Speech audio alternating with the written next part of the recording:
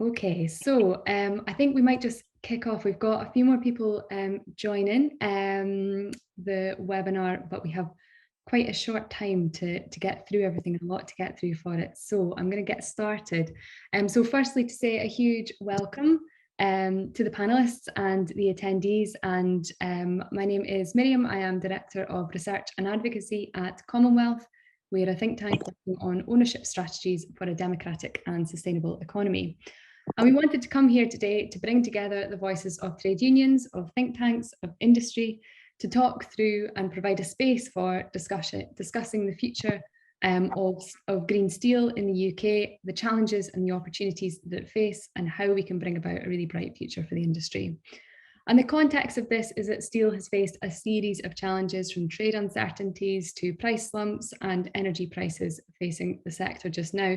And the UK government has a series of core targets for what they want to achieve with the economy, reaching net zero, creating sustainable high wage green jobs, and of course, levelling up. These are the stated objectives of the UK economy. And at the heart of these goals should sit green steel, which, if provided with the right levels of investment and an ambitious industrial strategy, can actually work to deliver those aims. They can deliver highly skilled, high wage jobs, green a key industrial emitter, steward industries and infrastructures of the future, boost exports, and level up by stimulating investment in industrial heartlands.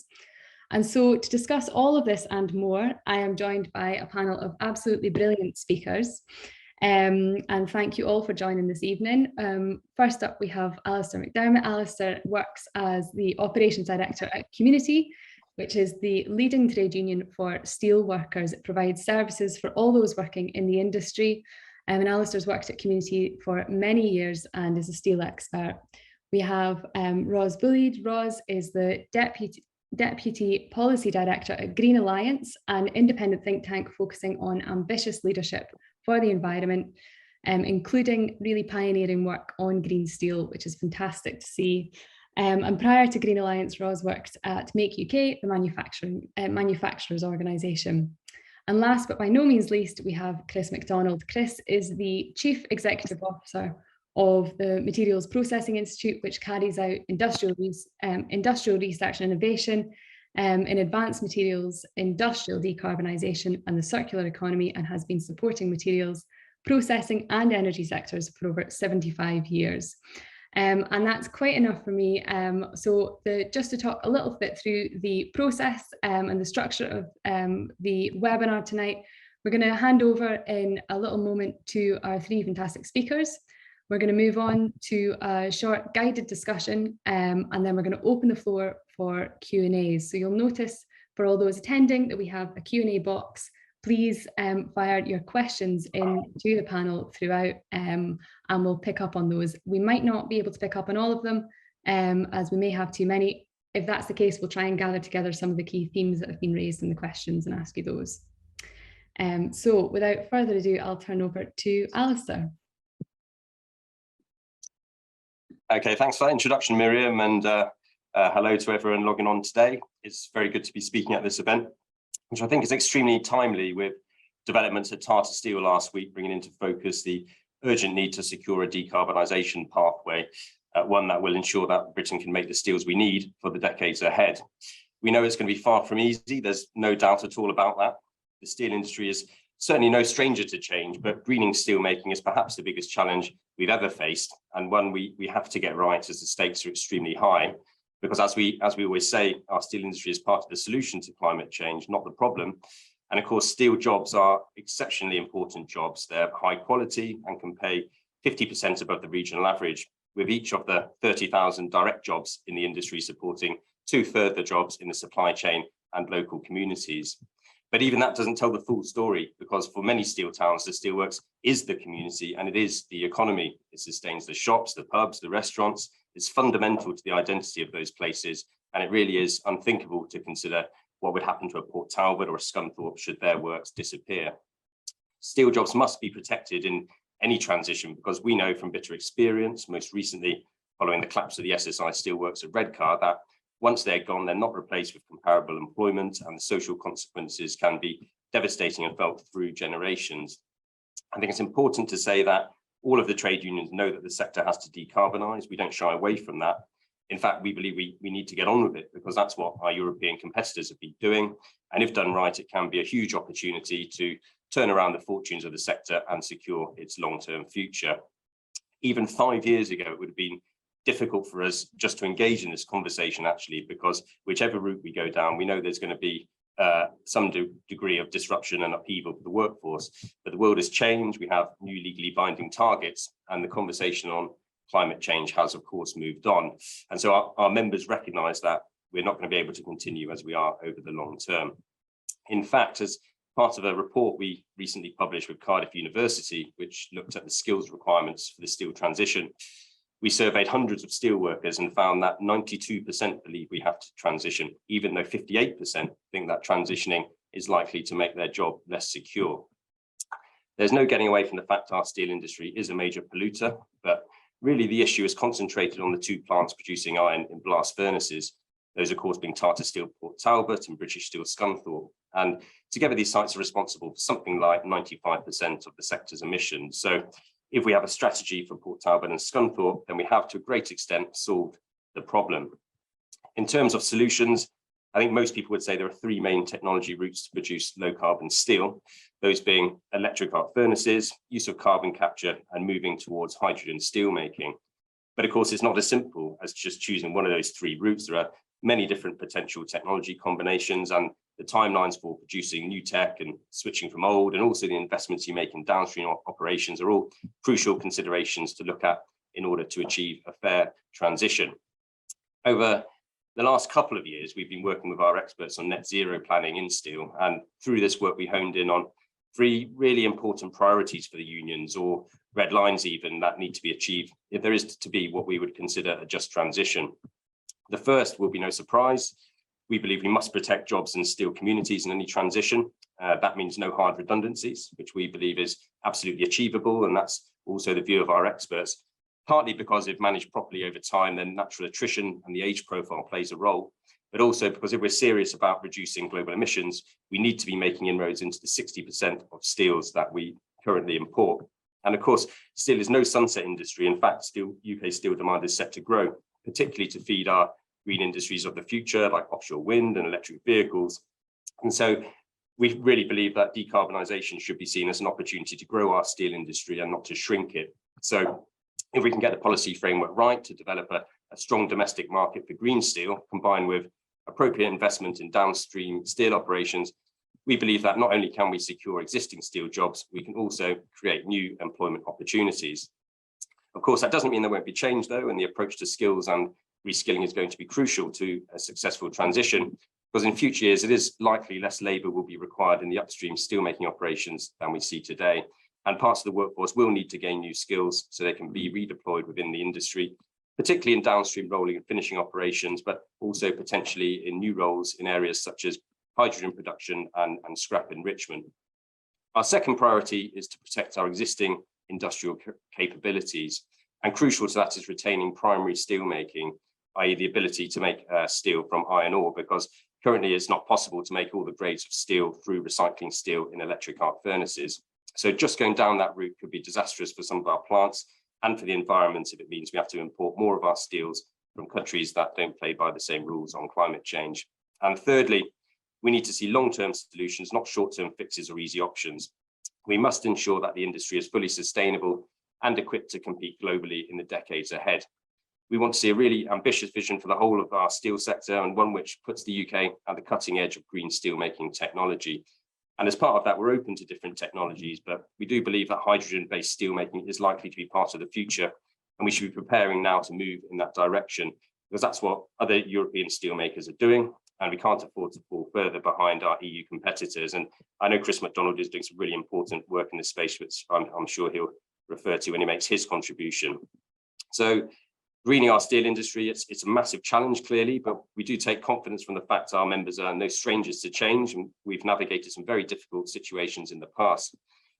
Since the turn of the century, we've, of course, seen huge change and upheaval right across the industry, with successive restructurings, the introduction of new ways of working, new technologies, automation, and always the workforce has been up to the challenge. And there's no doubt at all that the strong industrial relations we have right across the sector, and a well-established partnership approach to dealing with changes has helped us to do that. So in summary, we believe that with the right strategy, there are big opportunities ahead, but delivering a just transition will require unions and the concerns of the workforce to be at the core of decision making.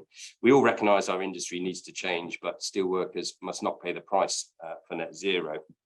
And of course, a successful transition is going to require a massive commitment from government. And our next Prime Minister has to step up the plate and do it quickly, because there's no doubt that time is running short.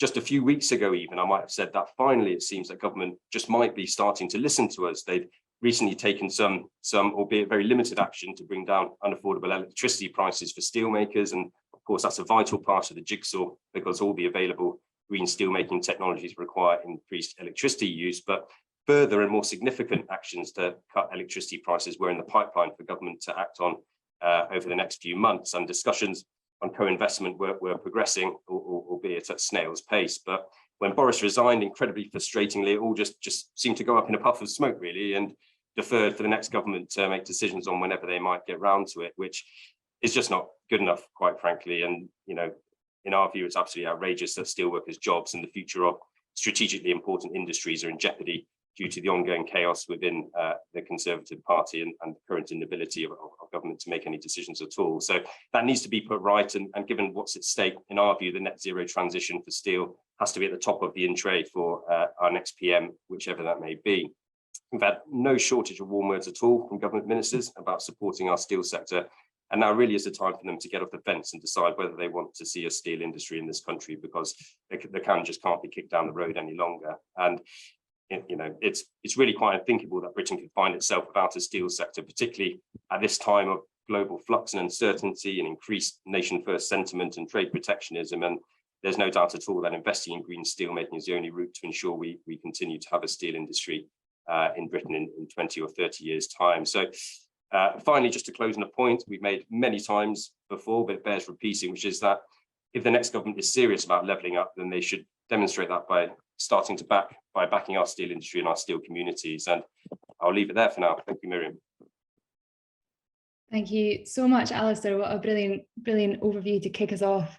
I'm now going to turn to Rose for a presentation. Thank you. Hi, thanks very much, and very nice to be here today.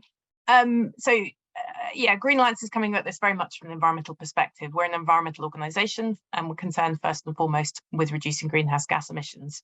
But as soon as you look at the steel industry, you realise that decarbonisation is completely entwined with the social and economic issues surrounding the UK sector. It's kind of impossible to try and address one without addressing the other. And you know, as has already been said, there's no real benefit to the climate to losing the UK steel sector and then importing all our steel from other countries that produce it in less clean ways. So you know, for an environmental organisation, it might seem strange to be agreeing so much with kind of unions and the industry, but you know, there's a huge amount of kind of coordination and kind of agreement on many of the kind of key issues here, I think, and that's what makes it more frustrating that kind of maybe government just needs to take that step that can kind of help take all of this forward. But yeah, and I think that kind of linkage is even more brought to bear by the kind of Tata news, which has really kind of emphasised the need to integrate decarbonisation into kind of broader plans for the sector.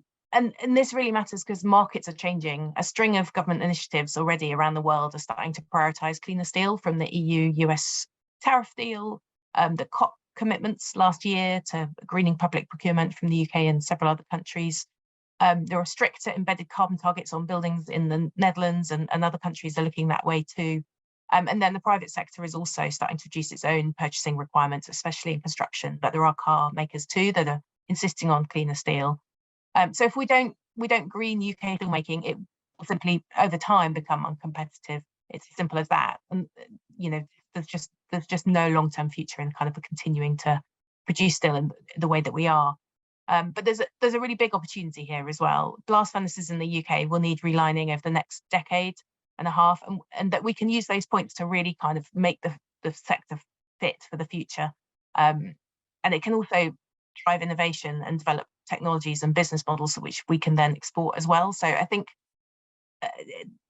the kind of a lot of the narrative around steel has been about it being hard work and the kind of difficult choices and things, but there really is something that I think we could really seize here as well, and government could kind of make a virtue of, and that opportunity must be grabbed. But that way we can preserve jobs in areas where steel has been a crucial provider of highly skilled work, as Alice was saying. It can retain the culture and distinctiveness of places built around proud steel histories. And also polling shows that the public see decarbonisation of traditional industries like steel as a priority as well. I mean, there's no getting around the fact that the steel industry is currently, or parts of it, quite polluting. It's 15% of emissions from UK industry, and it has other upstream impacts, including the release of methane from coal mines. But it's not also appropriate to call it a hard to abate sector, as we have done for so long. There are solutions appearing, and we're also particularly kind of optimistic about that hydrogen technology as well, which Chris and others will speak about. I think there's real opportunities, but worry about the UK being left behind. But we also, though, don't need to get that technical. We don't need to use virgin steel everywhere. We have a surfeit of scrap in the UK that we can make better use of, recycling more steel rather than exporting scrap and re-importing the resulting steel. And making that step also gets us ready for a hydrogen future as well. So from our perspective, kind of seizing the early opportunities to move towards more recycling, and at the same time researching those kind of the hydrogen reduction that can build on that for virgin steel production seems like a kind of no-brainer, really.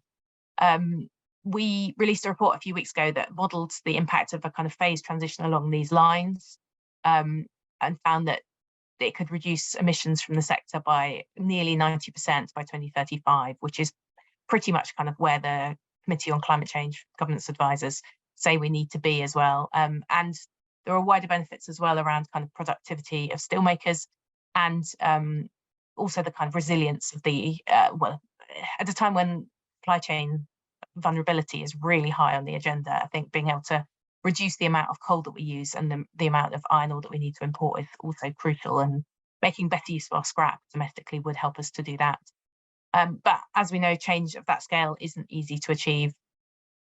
Some steelmakers are asking for capital support from government, but there are some other things that could be done as well until or unless we find ourselves with a government that's more enthusiastic about public spending. So in our work, we kind of focused on those elements particularly, but talking to steelmakers and experts for our research, we heard again and again that the factors limiting investment across the sector were high electricity prices, particularly compared to competitors in Europe. And that's really problematic if you want to recycle steel with electric arc furnace. But also access to good quality scrap, and the risk of being undercut by steelmakers overseas that aren't yet decarbonising. So that prompted us to come up with quite a tailored set of recommendations on things that could at least kind of support a better operating environment, in the hope that that really does kind of help stimulate investment. So, I mean, the first one of those was that we would want government and industry to jointly commit to an 85% reduction with the industry in return for support from government. And also, as Alistair said, it's vital that we build kind of a just transition into that, and unions are consulted, and there is a clear transition plan for jobs and skills, and there really should be other opportunities available in the kind of environment around steelmaking with some of the transition that we see coming. And then the kind of the changes that we would like as well, and we suggested to government kind of more material changes to offer that support, include a green power pool, which could be offered to energy-intensive industries that prove this will be transformational. I always struggle to explain exactly what I mean by green power pool, but essentially the idea is that you take the low-cost benefits of renewable energy. Renewable energy is by far the cheapest way of creating a power at the moment and now, and you offer them directly to the steel industry, so it's not paying the cost of gas most of the time in its electricity price, which is a weirdness of the way that we basically price our electricity. But you could separate out renewables and give them effectively straight to the steel industry, which would also potentially be able to kind of flex a little bit more in the electric arc furnace as well when they use that electricity, offering some societal benefit too in terms of reducing power consumption at peak times.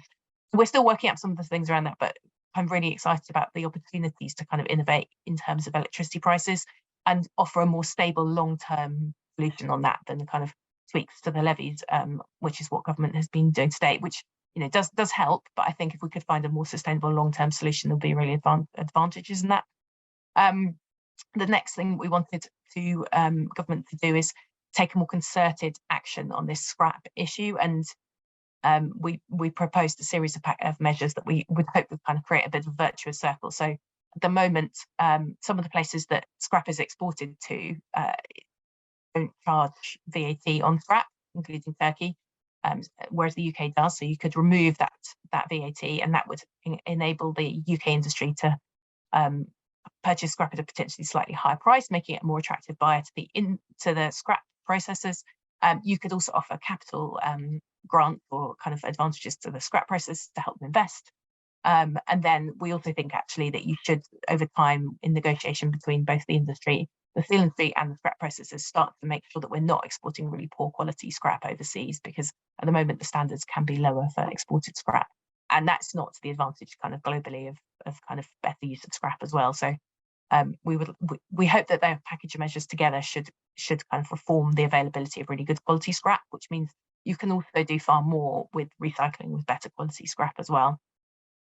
The final kind of really targeted thing that we suggest, which is actually something that government is hopefully starting to do in the autumn, or look into, is carbon border adjustment mechanisms, which again, a bit geeky, but this is what the EU is already looking at doing, which is introducing tariffs on higher carbon imports, or you could also do it with kind of regulation and stricter border standards for imported steel.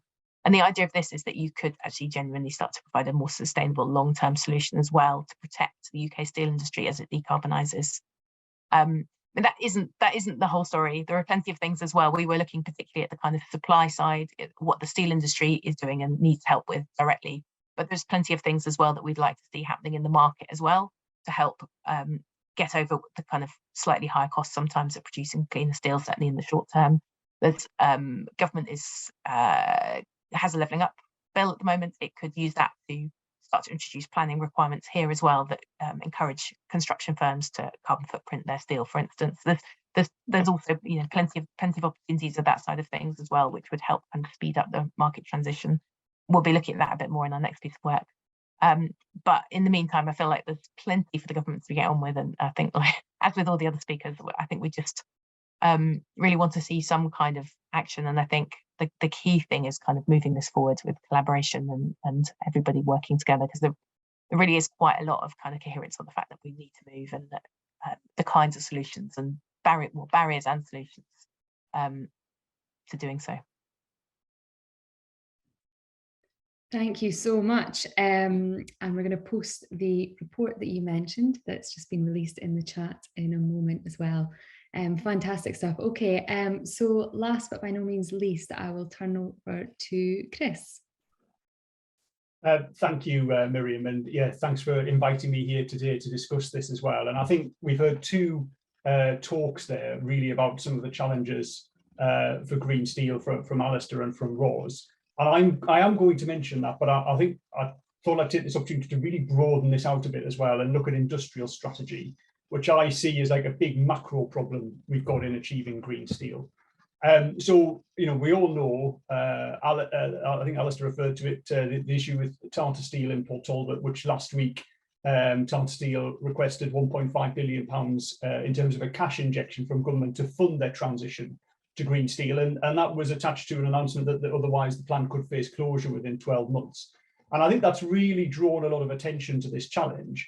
But we have to realise it's not just a challenge that the UK is facing, and we can learn a lot from how other countries are dealing with this as well. So in the same week that UK Steel launched a plan that would see the UK steel industry decarbonised by 2050, one of the German producers, Salzgitter, announced that they will invest 733 million euros in hydrogen furnaces and be fully decarbonised by 2033. But Salzgitter isn't even the fastest moving steel business. In 2021, HBIS in China started the world's first hydrogen enriched plant. And this year, Arvedi in Italy has become Europe's first green steel plant, whilst ArcelorMittal, which is the continent's largest producer, has announced plans for hydrogen furnaces in Spain by 2025, in France by 2027, and in Belgium by 2030. In Sweden, there's a new startup company, H2S Green Steel, which will be operating in 2024, and SSAB, the main producer in that country, will be active in green steel a year later. And ThyssenKrupp Steel in Germany are also bringing on hydrogen plant alongside Salzgitter, but ThyssenKrupp's comes online in 2026. So all of this, I think, tells me that the UK is in real danger of being left behind, not only in steel, but in other areas too. And there's a risk actually that in amongst all of this, we just lose all of our steel making capacity completely. So what I want to sort of go on to show is that this issue around the steel sector is actually the symptom of a far wider problem that we've got in the UK. And fundamentally, it's a decades-long reluctance to forge an industrial strategy for the UK and a desperate need for us to do it now. So if we think about some of the wider challenges facing the UK, this seminar is primarily around climate change, but there are other major challenges to the economy too. So first and foremost, the cost of living crisis, and a lot has been said about that. But in the last week, the Joseph Rowntree Foundation showed a deepening crisis in poverty and destitution. And in the Northeast, where I'm sitting now, currently 40% of children are growing up in poverty. And many of those families are in work, but they're unable to heat their homes or feed their families. And if the energy price cap rises above £3,000, as it almost certainly will in the autumn, then 80% of families in Liverpool will be plunged into fuel poverty. So we've got flatlining productivity, we've got growth forecast to be the slowest of the advanced economies. I mean, fundamentally, Britain and all Britons are getting poorer. We're alongside this, we're now facing serious threats to our sovereign capability. The COVID-19 pandemic and the war in Ukraine has revealed we've got very vulnerable supply chains. We're relying on potentially hostile and unstable nations to supply our basic needs. Some of these deploy child labour or slave labour for energy, food and materials that we're consuming too. And this really brings me on to raise the issue of what are dismissively, I think, called commodity products. When actually these commodity products are the economic and social building blocks, the things that give us an ability to act independently. And it could be steel or bricks or bulk chemicals, but it's also toilet paper as well. And increasingly, it's materials like lithium and cobalt and copper as well. So I would say we urgently need to take action to secure these vital resources that we need for our economy. And actually, the answer to all of these challenges is to find a way to generate clean, sustainable, high productivity growth and exports so that we can meet the basic needs of our own population for shelter, for food, for warmth, and invest in an economy that provides new green infrastructure, high quality social services, reduced inequality, poverty, improve our security, and also pay down this legacy of debt that's accumulated over the last decade. And there's really only one way we can do that, and it's through a proper industrial strategy. So I think it's only fair that I would say what would be in this industrial strategy from my perspective. Well, it would start with energy, because if we're choosing and making priorities, then the first priority has to be energy and electricity in particular. And it's interesting to reflect on what's happened in the past. So in the 15 years from 1950 to 1965, in that period of time, we doubled electricity generation in the UK. And actually, we need to double it again now over a similar period. If you think we're bringing online electric vehicles, we want to heat our homes using electricity, greening the steel sector will require at least a 10% increase in UK electricity output. And then on top of that, I think we should seek to replace the 30% of electricity that we import via interconnectors with domestic UK generation to reduce our dependence as well. With energy in place, the next place to go to is steel and our other foundation industries.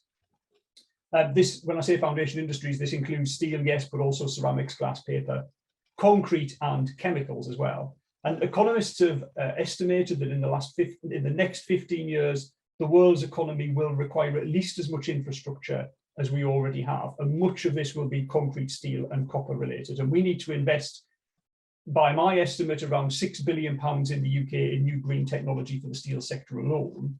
But we talk about hydrogen, and yet the German government has already allocated £8 billion for hydrogen. So where is the UK's similar level of investment?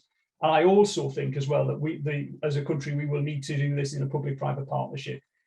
So Tata Steel have asked for a 50% investment from government, and actually that's very similar to what other European countries are discussing with their steel industry as well. There are other ways to do this, but one way is certainly a public-private partnership.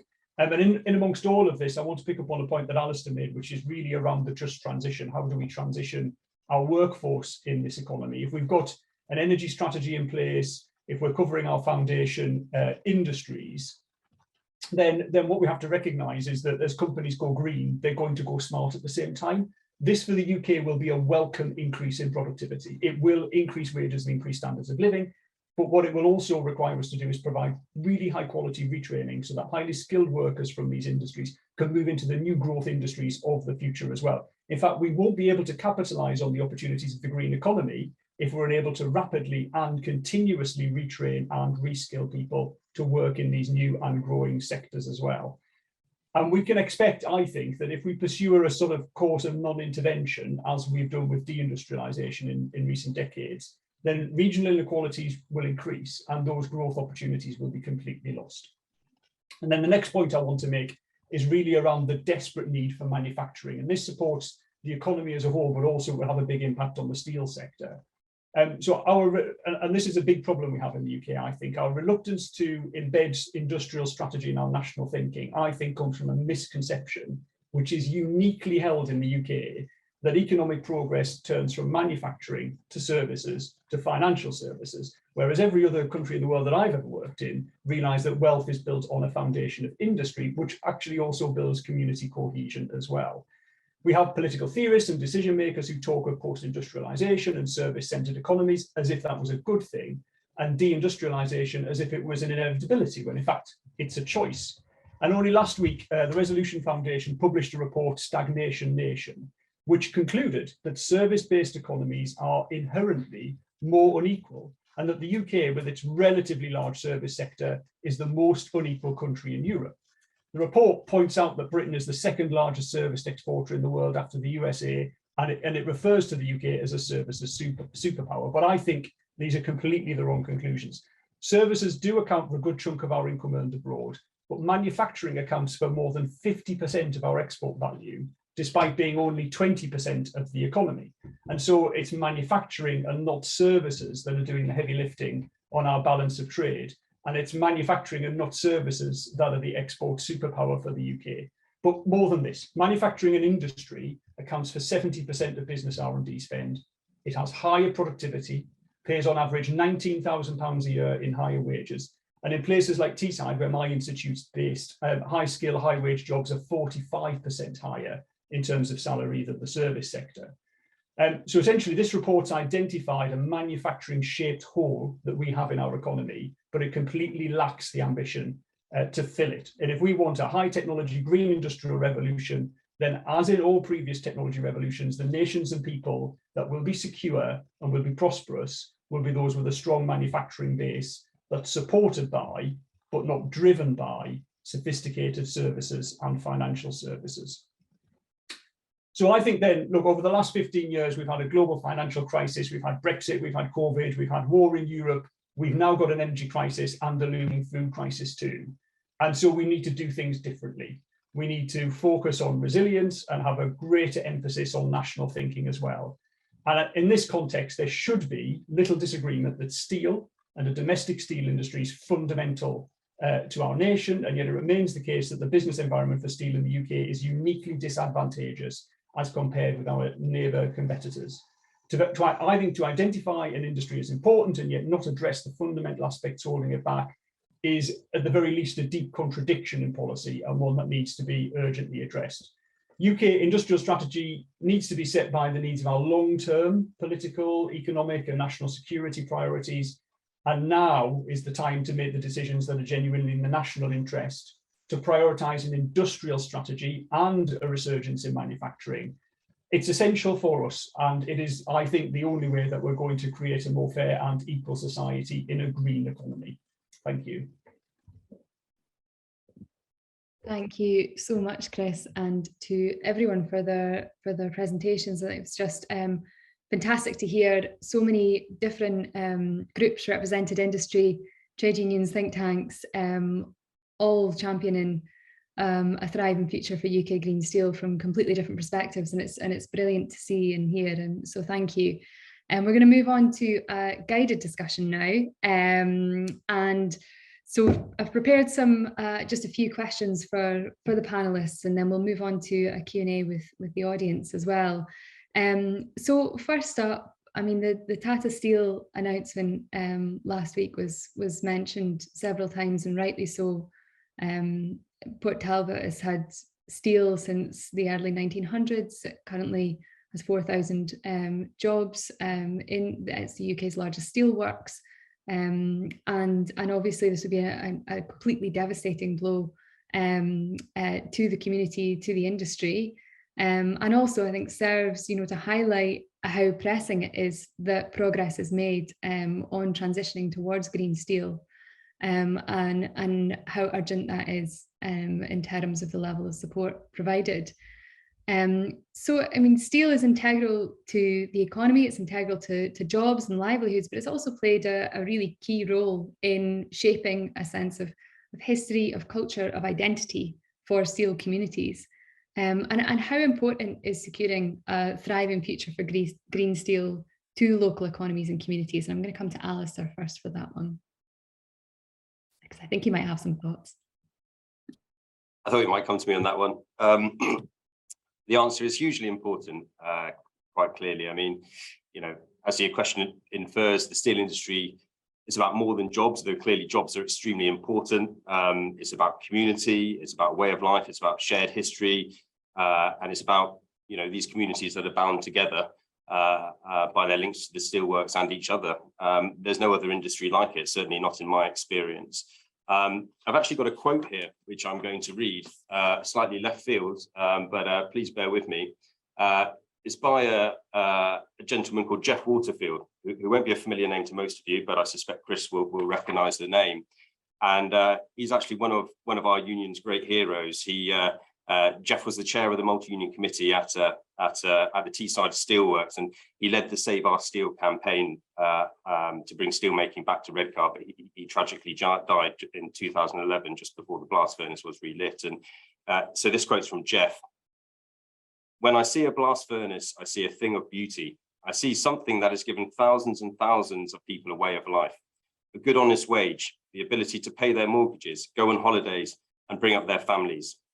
That to me is fabulous. That is a beautiful thing. When you come to Middlesbrough and see that skyline, that blast furnace is the heart of Teesside. As long as it pumps, there is life in Teesside." Now that was a quote that was quite famous at the time, actually, and for me it really sums up the passion that people feel about the steel industry and what it means to steel communities. Of course, the Redcar Steelworks tragically collapsed in 2015. It should never have happened, and its absence, continues to be felt very strongly in the community, and the really good, well-paid jobs there that really drove the local community certainly have still not been replaced. And we've done some research in the last year or so, community alongside the trade union Prospect, looking at the impact of the collapse of the SSI Steelworks and what it meant to the former steelworkers who lost their jobs. And what we found is that more than half of people found it very difficult to find new employment, and when they did, it tended to be in much lower paid, less secure, non-unionized sectors like logistics and call centers and so on. And in fact, 4 in 5 workers reported earnings of £30,000 or more when they were at the steelworks, and less than a third of those that found new employment were earning £30,000 in their new job. So it's hardly surprising that there, was significant financial stress, people losing their houses, all these sorts of things. Mental and physical health suffered, and it really was a devastating and continues to be a devastating blow to the community. So when we're having this discussion about the need to invest in low carbon steelmaking to secure the future of places like Port Talbot and Scunthorpe, I think it's really important to bear in mind what can happen when a steelworks is allowed to die, as we saw at SSI. It's something that can't be undone. Once it's done forever. And there's thousands of good jobs and the futures of communities that are at risk here. I think it's really important to bear in mind the human impacts of the conversations that we're having and really what's at stake here. So yeah, I'll leave my answer there. Thank you. Oh, that's a brilliant answer, and what an incredible quote. Fantastic. Chris, Roz, would you like to come in? So yeah, I mean, a lot of the arguments that I made were economic arguments, but there is a very strong social argument which Alistair has made incredibly eloquently there as well. And I would also kind of broaden this out to manufacturing too as well, that the steel industry certainly and manufacturing also creates not only very good jobs, but a real sense of community for people too. And I think that you know, if we were, and this was kind of the gist of the Resolution Foundation report, I felt actually that if we were just very, very focused on trying to maximize GDP, well, you know, we'd invest everything in the city, and people in places like where I live would benefit some sort of redistributive benefits. But you know, there are multiple objectives that we have as a country, and making sure that people live good lives and achieve their potential in communities and that they feel part of, and that the country is safe and secure and can look after itself is all part of it. So we have to take that, I would say, take that more balanced scorecard approach into account. I mean, I'd say the same with decarbonisation. We can't afford to lose jobs and communities and have a huge social impact along the way. We've got to find solutions that work. And what I said about Redcar, I mean, I don't come from a steel area, but I was very struck when I started working more closely with steelmakers and went to Redcar in the period where it reopened, and there were young apprentices who'd been kind of delivering pizzas and were now had jobs they were really excited about in the steel industry, and just the thought of having been lost is really devastating. You know, those jobs really bring value, and as Alistair put so coherently and really well. And yeah, I think we've got to work through this. It's not going to be straightforward to kind of create those transitions, but it's essential that we do. Great, thanks so much. So an industrial strategy was rightly mentioned quite a few times as part of your introductory remarks, and steel is required to build the infrastructures and industries of the future. And if the UK successfully transitions to green steel, what knock-on effects can this have on the wider UK economy, on our domestic supply chains, on other industries and infrastructures of the future? And we'll go to Chris first. Yeah, thank you. So there are clear opportunities in the green economy to grow new industries, and you know, lots of things we've talked about already, like electric vehicles, hydrogen, and all of these sorts of things. But actually, I think there is a counterfactual to that. You know, government and others say that the UK is the world's biggest market for wind, and it might be, but actually, a lot of that offshore wind manufacturing and supply chain isn't located in the UK; it's located elsewhere. And so we need to capture that opportunity here.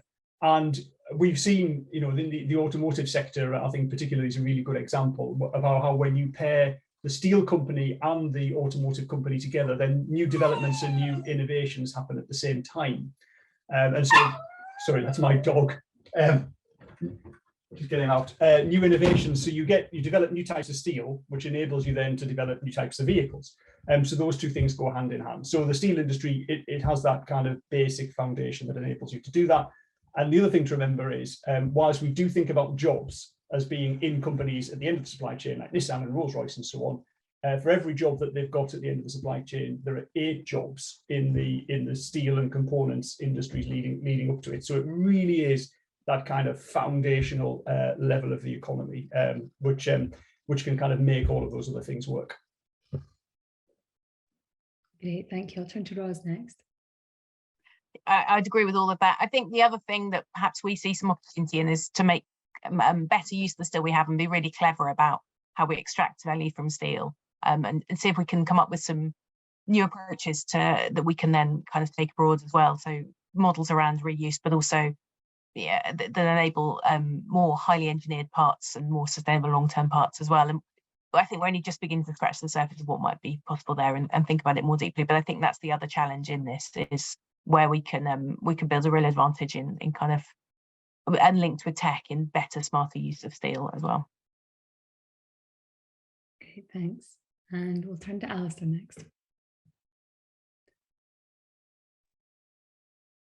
Thanks, Miriam. I completely agree with Roz and Chris, which I think is likely to be a bit of a feature today. I don't have a huge amount to add. I mean, you know, we know that UK steel demand is growing, as I said in my opening remarks, and you know, a big factor behind that is new green industries, offshore wind and nuclear and electric vehicles, and all the rest of it. And all of those industries are going to require a reliable and secure supply of high quality steel, and undoubtedly we have a massive role to play in fulfilling that. And I think, one of the things we've learned over the last 2 or 3 years with the pandemic and now the war of Ukraine is that, we can't rely on these fragile international supply chains for essential goods. And we really need to build and in some cases rebuild strong UK supply chains to supply these domestic industries. So we've got a really big opportunity to do that. And, I think we really see steel as the foundation of a sort of future green industrial strategy for the UK, and really support what Chris was saying about the industrial strategy. And I think the last thing to say is that steel can really be a catalyst for sort of hydrogen and carbon capture infrastructure in the UK. I mean, we're going to need so much of it if we do transition down that route that really sort of forces the issue and supports the case for moving forward with infrastructure, which we're probably a long way behind where we should be. But steel can help to sort of push that forward for other industries that might need similar infrastructure in place. Brilliant, many thanks. Just a reminder to attendees, please put your questions in the Q&A box. We have some already, which is great to see. Please, finally, we're going to ask one final question to the panel and then we'll turn to your questions. So the kind of need, the economic, the social, the climate benefits are evident to anyone to see for transition to green steel. And so, but there seems to be this huge question mark around government providing funding for it just now. And Chris, you mentioned the 6 billion figure. I mean, we know that billions in investment is going to be needed to transition steel into the sunrise industry that it should be and it deserves to be. And the European comparisons were brought up as well as to what that could look like, whether that would be a public-private partnership model, whether we'd look to something like Sweden and the work that they're doing in pioneering green steel. What would you say to decision makers that don't think it's worth it? I'd just say one very simple thing to them: be more Belgium. So just put this in context, essentially. Belgium has 1/6 the population of the UK and a steel sector that's about the same size. I mean, that should tell us we actually have a massively serious problem here. The UK steel industry is 1/3 the size of Italy. It's about 15% of the German steel industry. And that's because over a period of many years, we've had a series of policies that have made the UK a uniquely difficult place in which to make steel. It's not because people in Britain are terrible at making steel compared with anybody else. It's not because the whole European steel industry is being wiped out by China. Our major competitors are other high-wage European nations. And so the question we have to ask ourselves is, does Britain see itself as a country that's able to compete with other European countries or not?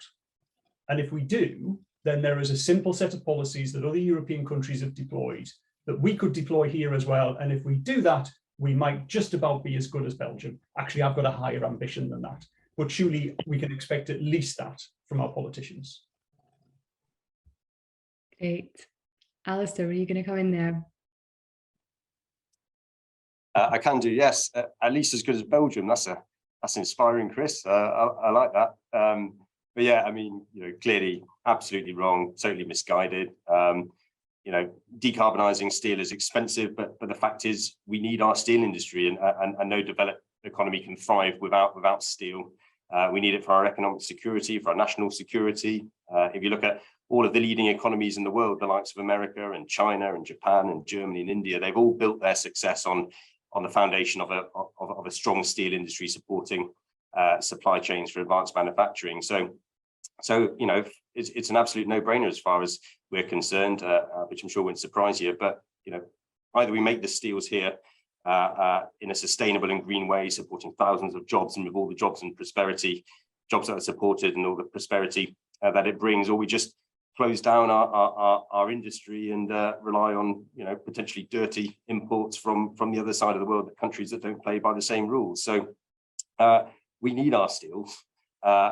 It should be an easy decision. It makes sense in every way, and if we're serious about delivering on our climate objectives, then we absolutely have to invest in low carbon steelmaking. I mean, just one simple fact: transporting a ton of steel from China costs about 50 times as much carbon as it does transporting one from within the UK to wherever you need it. So it makes absolutely no sense to be doing that. And really, as I said before, we should be talking about growing our steel industry, not shrinking it, as part of this discussion. Great. And Ros, what would your words of wisdom be to those who don't think it's worth it? I think I'd point out that actually steel's further ahead than many other, sort of, as I said, hard to abate sectors. We have some solutions appearing. And if government's going to walk away from steel, is it going to walk away from every industry that's in every part of the economy that's hard to transition? So there's a real opportunity to use steel as a bit of a test case as well, and to build a strategy for steel that could be replicated for other sectors. Ideally, that would be part of a wider industrial strategy, as Chris says. Massively share the frustration on that front, that we're not kind of looking at this in a bigger picture and joined up. And we seem to kind of just really only comes to attention often when there's a plant at risk of closure, rather than a really coherent long-term plan. I don't know what I'd say, just other than just come on, you're being complete idiots here. Just really seize the opportunity and make the most of everything that steel can offer. Very fair assessment.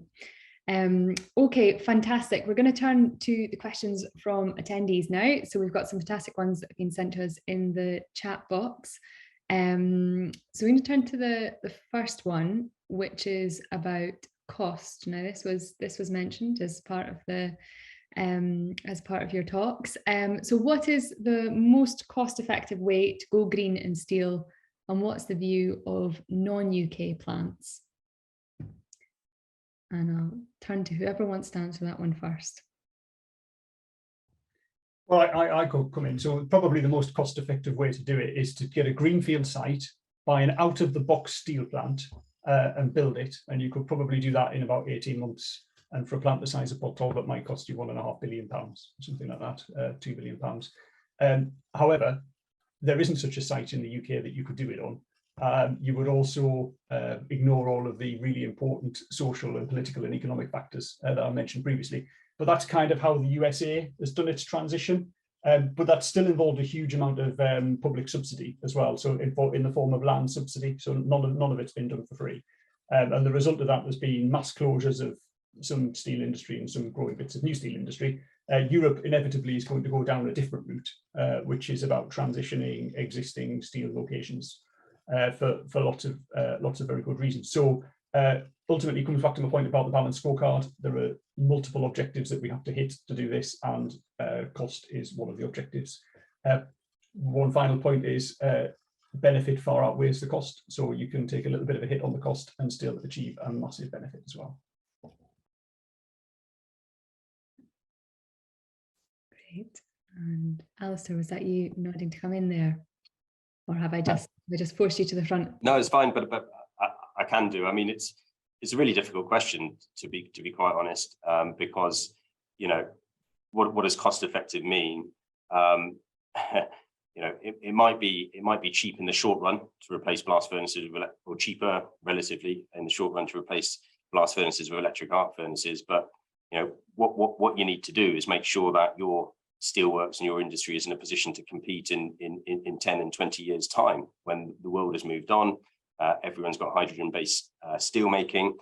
They've got their own captive supply of virgin steel, and if you need virgin steel to make certain grades of steel products, and you're still reliant on buying that steel on the world market. Obviously, Russia was the main supplier of DRI and pig iron, or is, but clearly that's not an option anymore.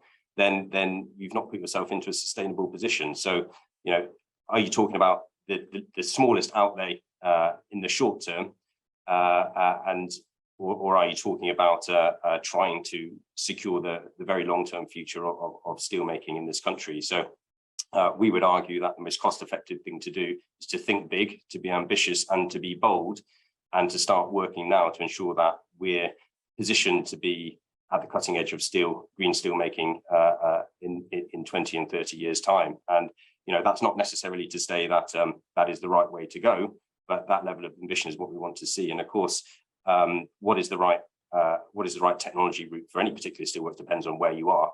So, for some steelworks, carbon capture storage might be possible, and for others it may be not. And we know that to be the case. So different options for different circumstances, but we're interested in thinking for the really long term rather than short term cut price, easy on the face of its solutions, which may ultimately be damaging in the longer term. Brilliant. Ros, did you have any thoughts on that question? I feel like I slightly should defend electric arc furnaces as part of the solution, because I think you can produce quite a lot of goods with perfectly well with electric arc furnaces. So I think that should definitely be part of the solution, and actually the cost effectiveness there is really appealing, and that can be a good solution. But they are completely compatible with hydrogen, and that is one of the attractivenesses, is that producing with hydrogen needs an electric arc furnace too. So that's also our favoured route, is to do what you can with electrification and electric arc furnaces, but then to have that hydrogen for continuing to produce that really good high quality steel where it's needed as well. So I'm actually not really disagreeing with Alistair at all. I'm just speaking up a little bit for the electric arc furnace bit. And CCUS may be an attractive proposition in some sites. I think the problem with that is that you're kind of tacking a technology onto a plant that may need substantial reinvestment in future.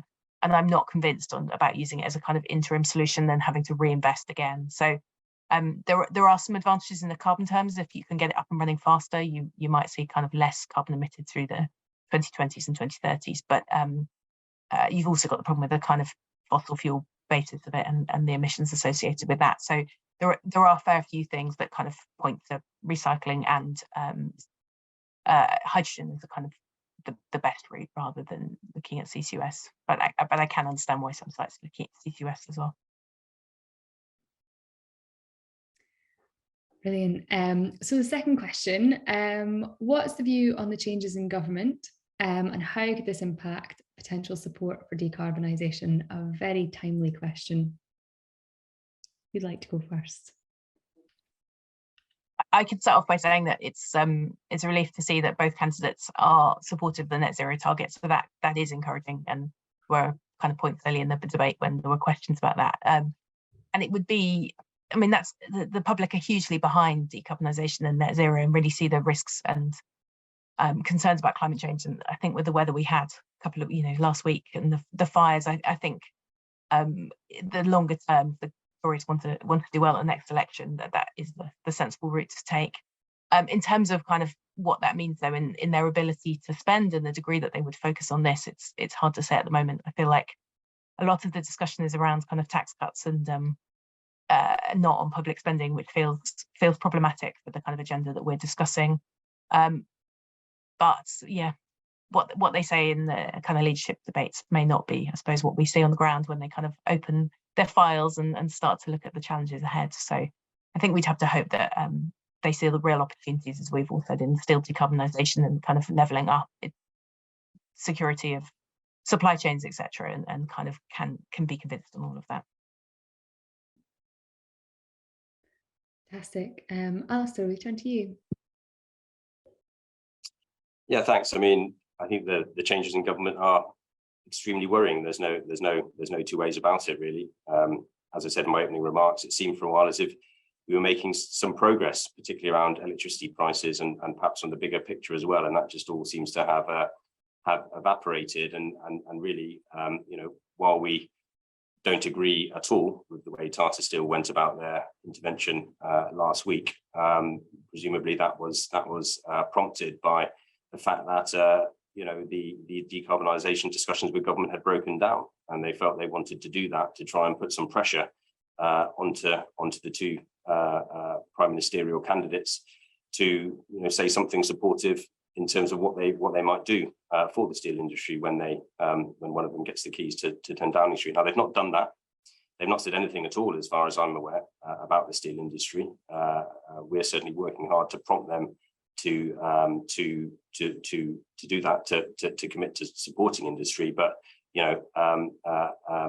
looking at their backgrounds, there's not too much that gives you confidence. And as Ross suggests, it seems that if there's a few hundred million quid going spare, they're going to want to spend it on tax cuts, which is quite shocking, really. But you know, the fact that the future of this steel industry is in the balance now because of this, you know, this sort of paralysis in the government decision making is just completely ridiculous. And the worry is that, and has been for quite some time actually, it's very difficult to persuade government that supporting the steel industry is urgent, because nothing is going to happen next week or next month, but it is coming down the line and decisions have to be made, because, you know, investments take a long time to come to fruition in the steel industry. So, you know, persuading Truss or Sunak, whoever it may be, that this is urgent is something we absolutely have to do, all of us, everyone on this call and everyone listening. It's really important that we all work together to do that, because time is short. There's no two ways about it, and we need to, you know, they need to hit the ground running, and whoever is the business secretary, whoever is the chancellor, needs to get up to speed quick, because, you know, it's a ticking clock, and so much is at stake here. So I could say, well, look, I think if I look at the two candidates, I think there are things I can see about them that where they've been positive and helpful in the past. So my own institute is delivering a program of research called PRISM for the steel and metal sector, which was announced by Rishi Sunak in the 2020 budget, and that was the first positive mention of steel in a budget for over a decade, I think. And then if we look at Liz Truss's background in international trade, there was this sort of reaffirmation of the steel tariffs, but also I know that she understands the different value of exporting manufacturing versus services. So, for instance, my own institute, if we spend a pound in the UK doing R&D, we get an £8 return back for the UK economy. If we export that as a service, we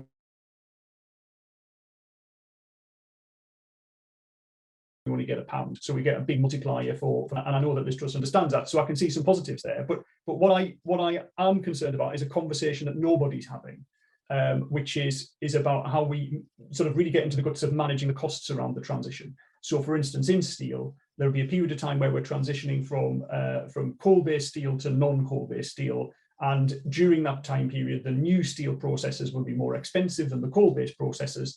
And the sort of policy interventions people are talking about carbon border adjustments or tariffs essentially at the border to make that work. And what that will result in is an increase in the price of steel. So there'll be productivity gains, but let's presume the steel price increases. And in fact, if you're going to add on technologies like carbon capture and storage to existing processes, they'll definitely be more expensive. And what we know is if the steel price increases, everything in the world increases. The cost of healthcare increases, the cost of food increases, the cost of transport increases. And the question I would ask is the country ready for an increase in the price of everything right now, when the price of everything is already increasing? And how sorely tested will politicians be around that?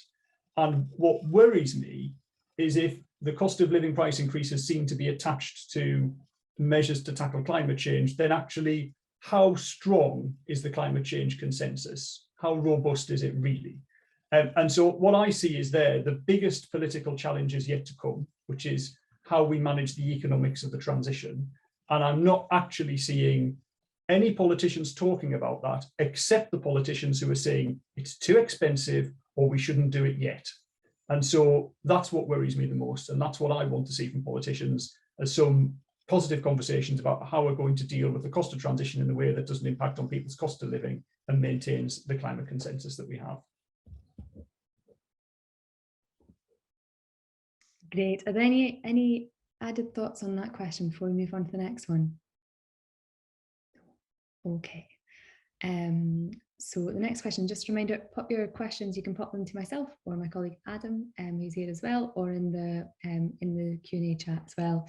So the next question is on energy prices, which has been a huge barrier for UK steel. What measures can and should be taken to tackle the energy prices that are so comparative when we compare to other European nations, skyrocketing in the UK. And so what measures can and should be taken to tackle this current predicament and turn it around? Maybe go to Roz first this time. Sure. I mean, some of the problems are kind of across Europe as well with the price of gas. So that is a kind of wider problem at the moment, but we have historically had this problem of UK electricity prices being higher for industrial steel producers and others as well, other industry as well. And I mean, the part of the reason for that is the underlying kind of way we make electricity, but some of the reasons also are where we decide to put the costs and how much we decide to kind of put on domestic consumers and how much we decide to put on industry, and whether we could put some on taxation. And I think this in the UK, the focus has always been on kind of keeping bills down, well, largely been keeping bills down for domestic consumers, without quite recognising that some of the benefits that you could have had from kind of a broader benefit from retaining industry and kind of supporting industry. I think we're in quite a different situation now. I think with prices and costs so high of energy, really what we should be doing is taking those kind of levies off and putting them on taxation so they can be more progressively distributed, and those that are more able to pay are paying a high proportion of those costs. So we're in a different situation for the moment. Over time, renewables should mean that we really do bring the power costs down, and I think the general feeling is the gas prices will stay high, but actually electricity prices should come down as we move towards renewables, which are cheaper. And that's where our idea about trying to kind of de-link electricity prices from gas prices comes from. At the moment, prices are set at any one time on the last generator to come on the grid effectively, and that's gas. So even if you're getting your electricity from renewables, the wholesale price is set by gas. So we can mess around with the levies, and that that is a solution, and there is some value in exempting industry and offering kind of rebates and things. But I think there's a real value at looking more structurally, and there is the renewable there's a review of electricity market arrangements going on within government at the moment. I think we really should be thinking about how we can really capture the value of renewables and their lower cost power production, and make sure that is transformed through to bills, and we're not kind of held hostage to gas, particularly for those that need it most. And that's where maybe a green power pool as well, starting with steel and energy intensives, maybe some of the kind of fuel power as well, could be a new mechanism to try.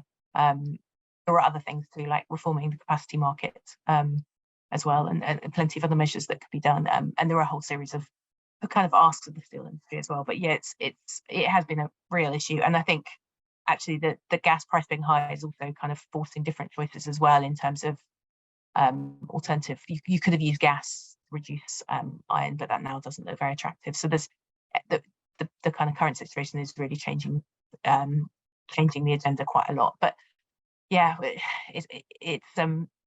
it's frustrating to see politicians more broadly turning to fossil fuels as well, when we've got really good renewables resources in this country, and we could be really seizing that opportunity to invest in the longer term as well, and keep bringing electricity prices down and use those more imaginatively. Thank you. We turn to Chris next. Yes, I mean, as I mentioned in my talk, I mean, this is partly an issue of cost, which has been discussed, at length, but it's also an issue of capacity as well. And no steel producer is going to invest in new technology that might involve electrification, for instance, if there isn't going to be the electrical supply there for them to hook up to. Same is true for hydrogen, of course. So as I said, we need a 10% increase in UK electricity supply just to meet the needs of the steel industry. We need an expansion in UK electricity supply that we haven't seen since the 1950s, which involved a huge amount of central planning by government, actually. And we also need to think whether we've got a national grid that can actually cope with that as well. Almost certainly not, and that will require new investment in that infrastructure as well. So this isn't really about, are there some like really great sort of, financial models or incentives we can put on. This is about putting really hard generation infrastructure in at a scale that none of us, no one living in the UK has seen before. And it concerns me that there isn't really a discussion about that. I think that the scale of the challenge around electricity generation hasn't been seen before. And then just on the point about gas, that Ros mentioned gas, it's worth mentioning that that massively long list of steel companies that I talked through at the beginning there, who were all making the transition to hydrogen, they're not just jumping to hydrogen. Step number one is put in a natural gas-fired furnace, and step number two is switch from natural gas to hydrogen as the hydrogen becomes available. What that means is, throughout the whole of Europe, the steel industry is transitioning from coal to natural gas first. So a whole new massive consumer of natural gas, a whole new market for natural gas is appearing over the course of the next decade that's never been there before. And so people like me and you and consumers who have gas boilers in our homes will be competing with the steel industry for natural gas over the course of the next decade. Again, it's mind-boggling that we're not seeing anybody talking about this, but unless there's a sudden massive increase in gas supply, which seems unlikely, then gas prices are going to go through the roof. They're absolutely going to go through the roof. We think it's bad now, it's going to get worse. So these are the huge challenges that we need to address, and we need to address them for the steel industry, but for the wider economy as well. Doubling of electricity supply in the UK between now and sort of 2035 to 2040, and there's the massive increase in demand for gas from industry as the steel industry takes its steps towards decarbonising. Great. And Alistair, I know you've done a lot of work in this area, both with community and alongside other unions as well. It'd be great to hear your thoughts on that. Yeah, it's certainly an area we've all done a lot of lobbying on. I certainly agree with Chris. We need a huge increase in electricity supply to bring down wholesale costs. Just one thing that hasn't mentioned is the policy costs we pay, and it's always been a major factor behind the fact we pay up to or more than 50% more for electricity than French and German competitors is the policy costs that steelmakers have to pay. And actually what we'd really like to see as a starting point is the next government to follow through on a lot of the work that was in the pipeline before Boris Johnson resigned. So as part of the energy security strategy this year, we have the extension of the energy intensive industries compensation package for another 3 years. Not nearly enough, but a step in the right direction. But we're on the verge of a consultation around the renewables obligations, and there was talk of looking at German-style exemptions from transmission and network charges and capacity market exemptions and that sort of thing. So there was a lot of thought had gone into trying to address the policy cost difference between us and EU competitors. It's very disappointing from our perspective that that's all sort of disappeared, because that's something that the whole sector needs. It's not just Tata Steel in Port Talbot, it's not British Steel in Scunthorpe. All of our steel makers, including the 4 electric arc furnace based steel makers, they need that to be competitive long term. We have to have that competitive electricity price. Just to say, Ros, I'm not completely anti-EAF, by the way. I do think they have heart in the future, but in the context of the answer, that's why I've been a little bit critical. But yeah, it has to happen. It's hugely important, and I think the proposals and the ideas that the 3 of us have mentioned in the last few minutes are really the bulk of the solution. Thank you so much. So conscious of time now, so I'm just going to ask just for 1 minute from each of you, just to provide some concluding remarks on your hopes for the future of UK green steel, and then we will wrap up. And a huge thank you in advance to yourselves and to everybody that's joined this evening. I'll turn to Chris first.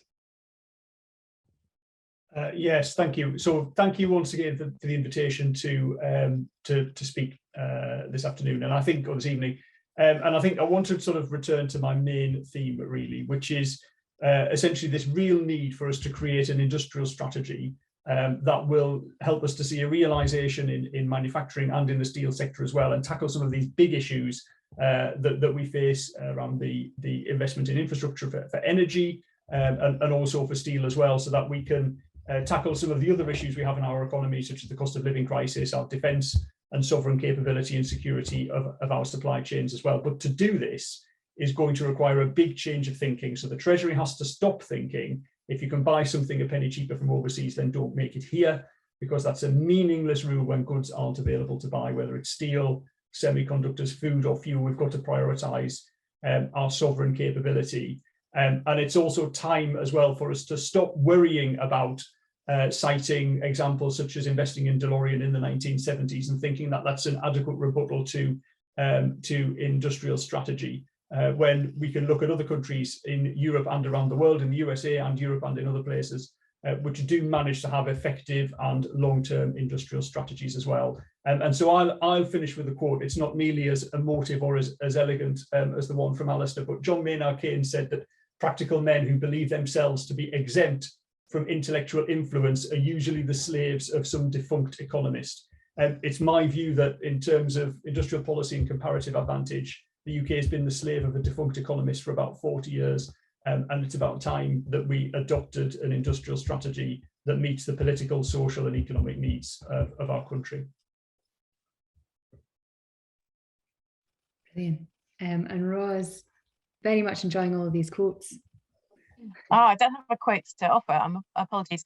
I mean, I think I would just end up by reflecting on really how similar in views I think Chris, Alistair and myself are on much of what needs to happen. And I think that's a real opportunity that government could seize to really kind of actually bring everyone together and finally work out a solution and a long-term plan in this area. And would completely agree, the kind of lack of long-term thinking and lack of imagination is really worrying and holds us back, and still really could be the kind of case study or a starting point in trying to find a solution. So yeah, I will be writing to the new minister as soon as there is one, trying to put forward our case, but also encouraging them to kind of restart broader discussions to get a really good coherent strategy in place that brings in workers, companies and the environment and gives them all equal weighting, so that we can move forward with a really sustainable, long-term, future-proofed industry that also meets all those things that government says it wants to do: decarbonisation, levelling up, security of supply chains. And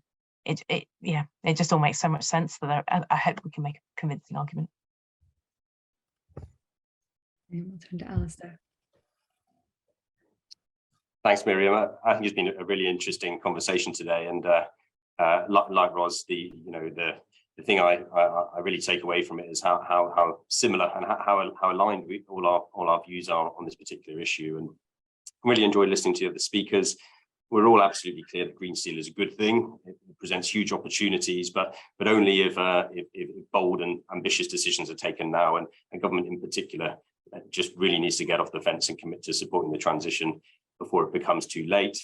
Clearly, we're at a really critical juncture, as highlighted by Tata Steel's intervention last week. Decisions just have to be taken soon, or else we risk just sort of drifting towards the end of steelmaking in this country, which would be an absolute disaster for the country, as well as for the tens of thousands of workers whose jobs depend on the industry.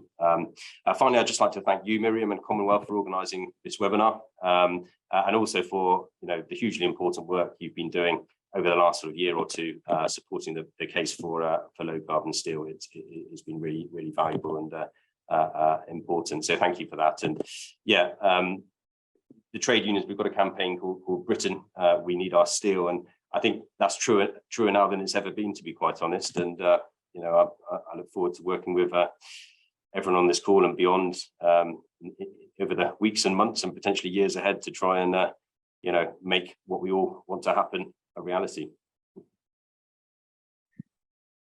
Brilliant. On that note, I'll just say a final huge thank you to everyone that's come along this evening, and also thank you to my colleague Adam, who has been working out all of the IT behind the scenes and sorting all of the Q&As as well. So thank you, Adam. And a huge thanks, of course, to Alistair, to Roz and to Chris. I doubt I think it's quite rare, really, that we can find so much consensus between environmental organisations, between trade unions, between industry voices on this. And I think that just really serves to highlight how much there is to gain from securing a thriving future for UK green steel. And this has been a really rich and timely discussion on how we get there, on what the challenges are, on what the opportunities are, and what the many benefits are should we do this successfully. So a huge thank you to you all. And on Alistair's point, I mean, it's just been such an honour to be part of the ongoing work on green steel, and long may it continue.